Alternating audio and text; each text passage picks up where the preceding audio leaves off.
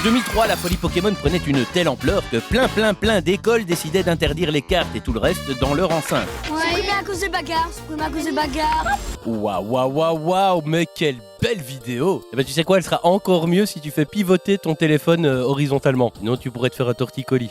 Ce serait dommage. Allez hop, c'est reparti. Et pendant que ça se bastonnait sec dans les cours de récré, la conquête spatiale a connu l'une de ses plus grandes catastrophes, le crash de la navette spatiale Columbia. En février, la navette explose lors de son retour sur Terre, causant la mort de 7 astronautes à son bord. C'est le drame. Columbia explose en rentrant dans l'atmosphère. Dans le ciel, elle trace une longue traînée lumineuse comme une météorite. À l'international, l'un des hommes les plus recherchés du monde est capturé. Saddam Hussein, l'ancien dirigeant de l'Irak, est arrêté par les forces américaines. We got him. Saddam Hussein a été capturé sans résistance. Saddam was captured without resistance. C'était l'un des plus grands ennemis de l'Amérique, un dictateur qui a énormément fait souffrir son peuple. Il sera condamné à mort et exécuté en Irak 3 ans plus tard. De son côté, en 2003, la Belgique fait un grand pas pour l'égalité en légalisant le mariage homosexuel. 2 personnes de même sexe peuvent enfin s'unir officiellement, une avancée majeure pour les droits LGBTQIA+. Et pour ceux qui ont souhaité se marier à l'été 2003, il aura fait chaud, il aura fait très chaud, il aura fait trop chaud. C'est pas pour rien qu'on l'a baptisé l'été infernal.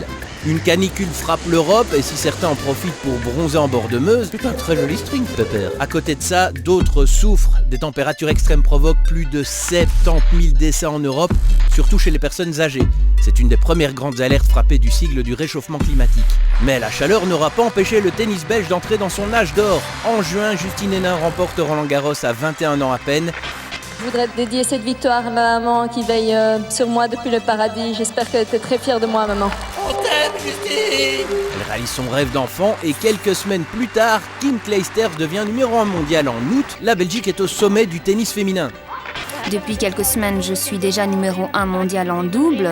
Maintenant, je le suis aussi en simple. C'est un sentiment vraiment spécial. Et pendant que des stars naissaient, d'autres se retiraient.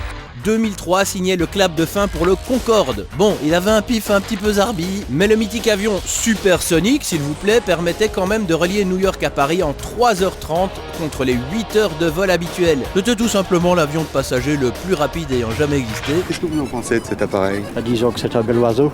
C'est un bel avion. Pas très rentable seulement car il consommait trop de carburant. Ouh qu'il était gourmand. Bref, pour t'expliquer les catastrophes comme les exploits, on était et on sera toujours là.